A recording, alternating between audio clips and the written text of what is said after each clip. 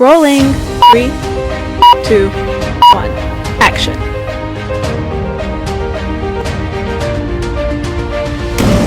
Welcome to the Hóčhoka podcast. Hello, Mitaki and welcome to Hóčhoka, here at the center of St. Joseph's Indian Schools campus. I'm Scott Woster. I'm joined by Hope McCloskey. Today, the two of us host Joseph Marshall III, award-winning author of 18 books, cultural and historical consultant, teacher, craftsman, administrator, actor, and public speaker. He joins us to tape for a series directed primarily to our families about the vital task of reinvigorating the cultural identity of Lakota youth. In this podcast, we examine place, purpose, history, and cultural identity. And I'd just like to say welcome, Joseph. Thank you. It's good to have you here. Glad to be here. Earlier, when you described the pre-reservation community to me, I wondered what it would look like for every Lakota child to have a sense of place and purpose, because not a lot of people in general can find their purpose in life, you know, and so I think it would probably be harder for a Lakota child too, because we don't have, like you both just said, like we don't have that availability of sitting down and talking with our grandparents and hearing their stories and learning from the lessons that they always have, you know. So what are some ways that you can help us identify some practical and simple ways our families and communities can create that for our youth? Well, it was easier in the pre-reservation days, so let's mention that first briefly. Everybody grew up to be, males and females had societal roles that we learned, we were taught as we grew up. Women were the nurturers, they were the focal point of family, so the instruction that they received came from their aunties, their moms, and their grandmas, and other women in the community about how to be a good mother, how to do practical things to enable the family, to strengthen the family, to build a teepee, for example. And so they grew up to be nurturers, women, to be the focal point of families. And they were no less important, and probably even more so than men. There's an old saying that a boy learns the ways of a warrior from his fathers and his grandfathers and his uncles, but he learns courage from his mothers and his grandmothers. So that's very true. In the old days they imparted that purpose, and then by the same token, boys were taught by the men, by the uncles and the grandpas, and how to be hunters and warriors. So those societal roles were already there. So children grew up being taught their purpose, saying this is what you need to know to be a good person, first of all, and to be a good hunter, to be a good war fighter, to be a good mother, to be a good nurturer. All the lessons were to give them that sense of purpose, to know what their purpose was, and to strengthen their resolve to fulfill it. Well, obviously that's not the case now. You know, we still grow up to be fathers and mothers and all those kind of things. That hasn't changed. The way that we learned that has. And now, you know, where a young man could grow up to expect to be, and knowing that he was going to be a provider for his family, the hunter, and be the protector, the warrior, that's not the case now. There are all kinds of different societal roles that are there for us in the context of mainstream society. So if we understand that life is better with a purpose, that's how we should start. That's the point. That's point A.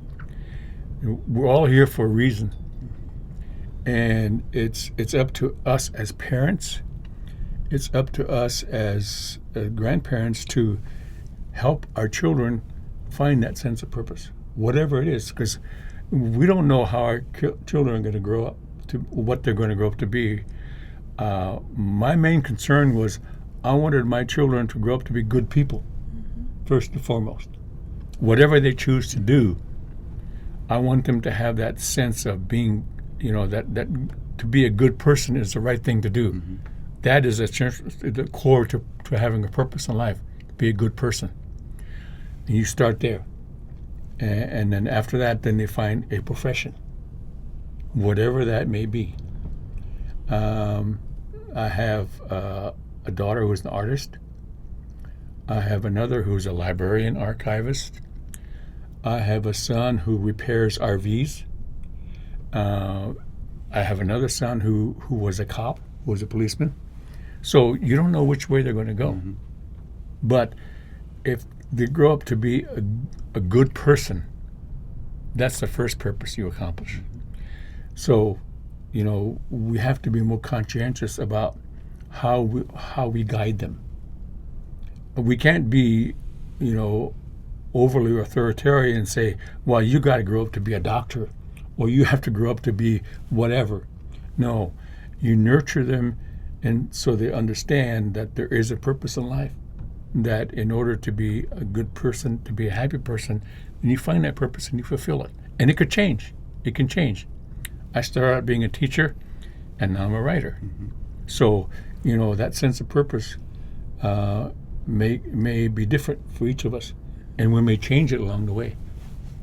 But it's up to us as parents to guide them as much as possible. Mm-hmm. So, Joseph, what other elements of our culture do you feel need revitalization in order to help Lakota identity continue to strengthen? Well, certainly everything that we can learn about our culture is critical. Language, family structure, social structure,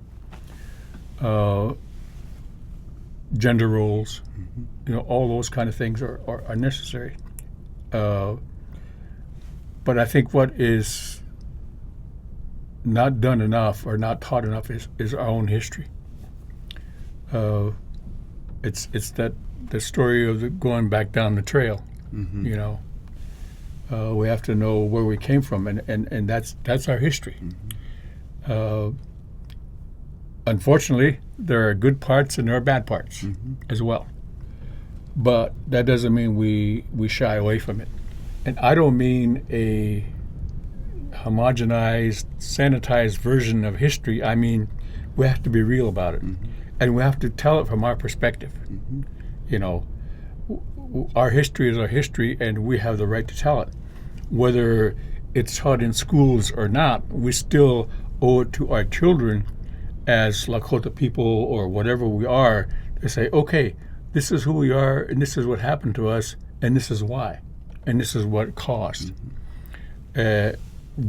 As parents and grandparents, we don't do that enough.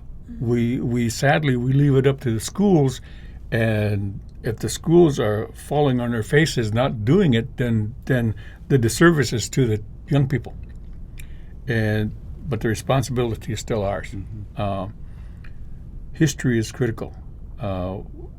It's part of our identity. The saying that if those who forget history are doomed to repeat it Mm-hmm.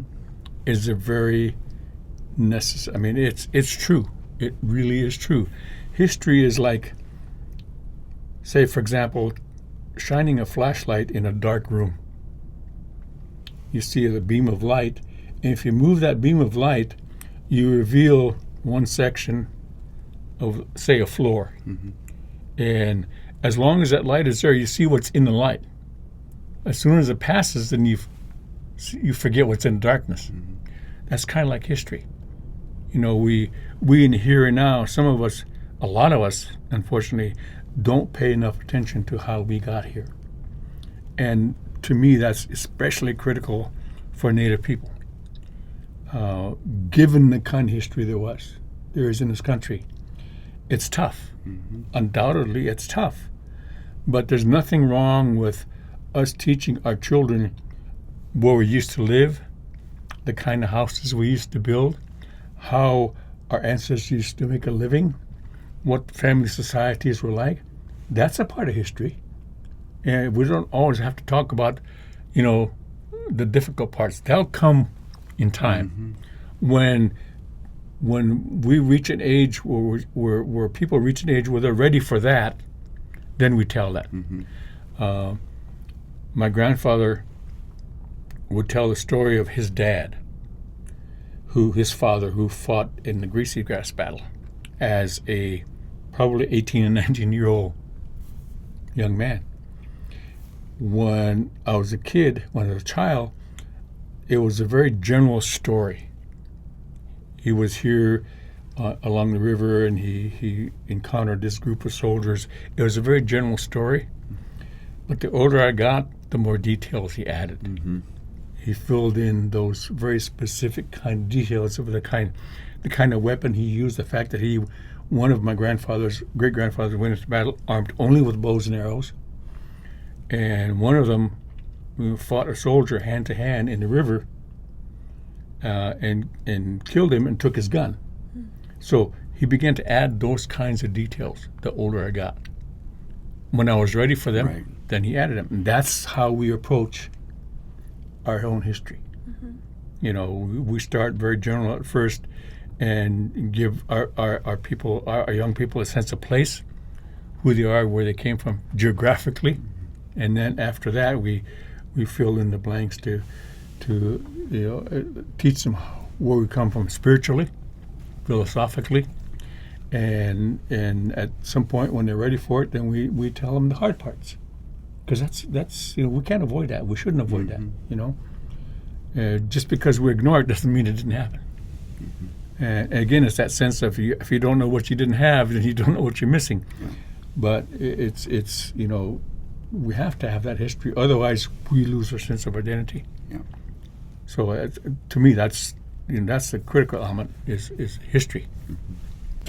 And this just reminds me of something I've seen a while back. It was a picture of like a history book or something like that, and it was about the Trail of Tears. Right. But the way they phrased it just kind of made my blood go cold, because they said the Native Americans volunteered their home and moved. Right. Which is just a gross understatement of what actually happened, you know. And I think it's good to, like what you said before, to kind of like ease children into what actually happened, but to like phrase it in a way that made it seem like it was a voluntary thing. It's just like disrespectful. And and not a lot of us really know about what's going on in history books, because like we aren't directly reading them or teaching them and whatnot. And so I know a lot about Native American history purely because of NAS, a class that they have here at St. Joe's, and they go in depth of where it all started, what happens in the middle, and where we are now. It goes in depth with that, so I know probably a bit more than other people, maybe. I'm not sure. I haven't quizzed other people on what they know. And so it just, it brings to the thought of what's going on. What do people know? How are things changing on what people are teaching of history?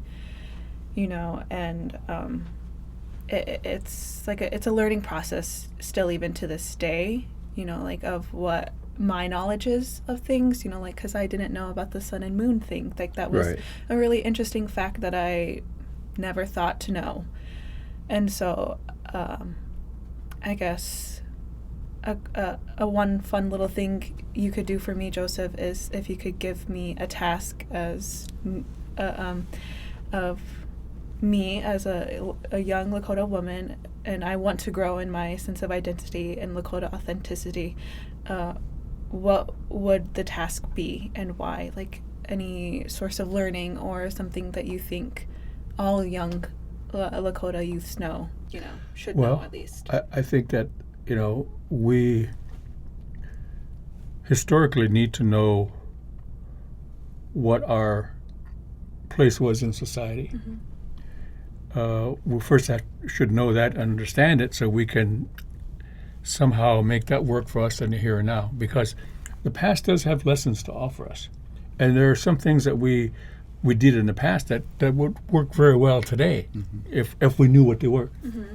So maybe as a young woman, you could take the trouble of learning what a woman's place was in society, and it certainly wasn't any less than a man's place. In fact, as far as I'm concerned, it was more important. We went through a transitionary period from the late 1800s to about 1940. Nobody ever talks about that period of time when we were put on reservations. In the beginning, it was what was called the agency at Fort Robinson, Nebraska, when all the Lakota people went there, 15,000 or so, 10, 15,000 Lakota people all went there, surrendered to the whites. Mm-hmm. And when that happened, then especially the males didn't have to be hunters anymore, didn't have to be warriors anymore. Mm-hmm. So their whole societal roles were taken away from them. So that's probably part of the reason why we as Lakota males are in so much flux today.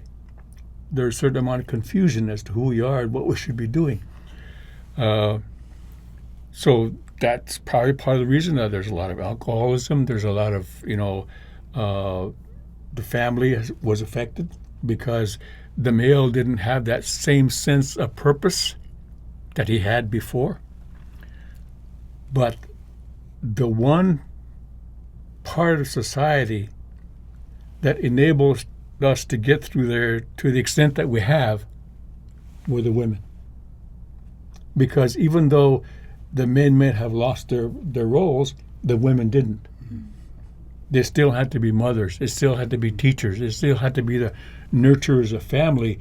And those decades, from the late 1800s to about 1940s, we survived mainly because of the women. Because if it hadn't been for their strength, we wouldn't be here. Mm-hmm. So we need to, you as a young woman, need to go back and know that history so that it becomes part of who you are as your identity, so that you can turn around when time comes and teach it to your children, your grandchildren, your nieces, and whoever else. Mm-hmm. So that's your task. Okay, thank you.